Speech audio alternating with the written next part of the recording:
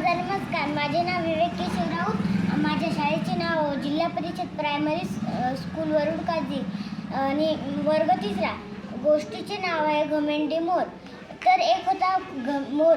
तो खूपच घमंड करायचा की मीच खूप सुंदर आहे, मलाच खूप नाचता येतं, मीच असा आहे तसा आहे. पण एका दिवशी आता आला पावसाळा. एके दिवशी खूप असा पाऊस आला जोरात लगे आणि तो गेला कबुतराकडे. कबुतराला म्हणाला, कबुतरा चल माझ्या बरोबर नाच. तो नाही मला तर नाचता येतच नाही, मला तर नाचता येतच नाही.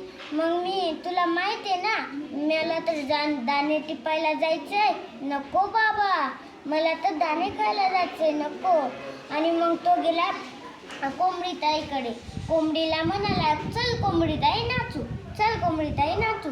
कोंबडी म्हणाली, नको तुला गर्व आहे, कारण तूच म्हणतोस ना. मग मी नाही खूप चांगली नाचली तर तू माझी मस्करी करशील. नको रे बाबा, मला दाणे टिपायला जायचंय. मग तो एकदा हंसाकडे गेला. हंसाला म्हणाला, त्याला एक नवीन युक्ती सुचली. हंसाला म्हणाला, अरे हंसा, तू आमच्या जंगलातला नाही दिसतोय, तू कुठला आहेस? म्हणतो, हो रे बाबा, मी या जंगलातला नाहीयेस, खूप उडून थकलो होतो, तर इथं येऊन आराम करलो. तर तो म्हणाला, तुला नाचता येतं का? तो म्हणाला, नाही. अरे मग तर मला एकट्यालाच नाचता येतं जंगलात. हंसाला आलं राग. हंस म्हणाला, चल मग माझ्यासारखं उडायचं चॅलेंज दे. मी तुला चॅलेंज देतो की माझ्याबरोबर उडून दाखव. आणि हंस उडला आणि मोर उडून पटकन खाली पडला, उडून पटकन खाली पडला.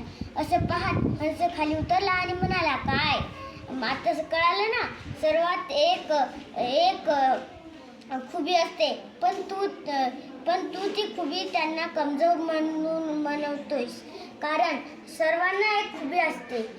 आणि तुला वाटतंय ना की माझ्याकडेच खूप सुंदर पंख आहेत, तर उड ना आता तुझे इंद्रधनुष्यासारखे पंखावर. काय झालं आता, काय झालं? मोर म्हणाला, हो रे बाबा, मला तुझा इशारा कळलाय. आता मी असं कधीच नाही वागणार.